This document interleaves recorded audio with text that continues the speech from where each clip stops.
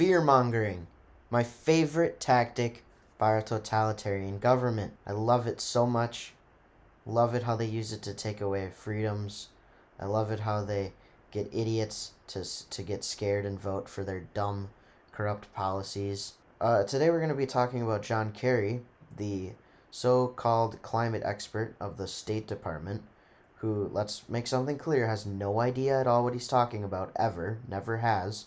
And the fact that he still is flying around in his private jet to go to these so-called speeches and stuff is just stupid because he's the one that sits around. We need to lower carbon emissions into the atmosphere, yada yada yada. I'm going to go jump on my private jet that is going to emit more carbon into the atmosphere than nuclear energy will all month. Just a plain out idiot, okay? But anyways, we have 9 years to save the world, otherwise we're all just going to burn up, alright? We got 9 years to save the world. The world ends in 9 years, according to John Kerry. Oh my goodness. And I thought the fear-mongering of if you get COVID, you're going to kill your grandma was bad enough, even though COVID has a 99.997% chance of survival for people of my age. And our elderly have a 95.2% chance of survival if they don't have any health conditions, okay? It's a giant, huge fear-mongering tactic. I mean, just look at all the rights that people have just freely given up during this pandemic.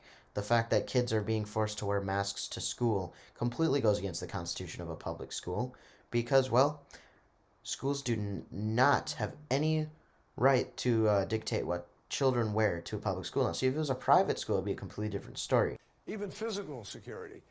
And the question now is, pregnantly, what will the world do about it? 3 years ago, scientists warned that if we want to prevent the worst consequences of the climate crisis, we have to limit the planet's warming to 1.5 degrees Celsius.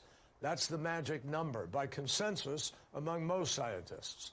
The same group of scientists told us that we had 3 years ago about 12 years. So now, 3 years later, 3 years wasted, sadly, largely because of our president in the United States. Love it. Absolutely love it. He just sits here and he's like, it's Trump's fault. It was the last president's fault. Trump. It was Trump. Trump did it. Trump.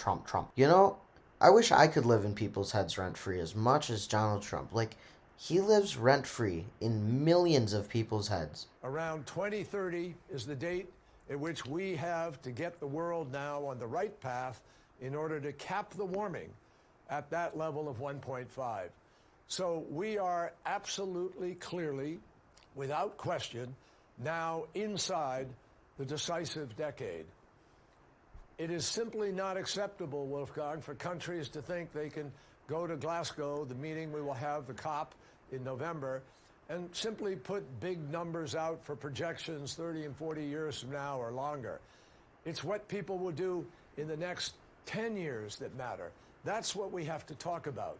What are we going to do starting now, going to 2030, for the simple reason that if we do not sufficiently reduce our emissions, and that is true for the United States, as it is true for other major emitting countries like China and India and Russia and Japan and so forth, and the EU as a whole, if we don't reduce it, then we simply have not any longer got the possibility of holding the temperature at 1.5 degrees or of having net zero by 2050. So there you have it. Big genius, big brain, John Kerry is an idiot. That's what this video proved, right? And the fact that people are openly agreeing and listening to him, like listening to him for information. Are you okay? Like, do you need help? There are plenty of people that will help. Like, just say something. If you need help, that you're actually believing this man, we will help you. We will get help to you. Like, are you trapped in Joe Biden's basement? Is he trying to sniff you? We will send you help. So everyone, I hope that you are ready to turn into a fireball in 9 years, because we're all gonna die unless you all buy electric cars and put a windmill in your backyard and switch to solar on your roof. Oh my gosh. Oh, this is great. Global warming is so bad. Meanwhile, last month, California had record snow in the mountains. Texas just had the first ever time that all 240 plus counties were in winter weather advisories.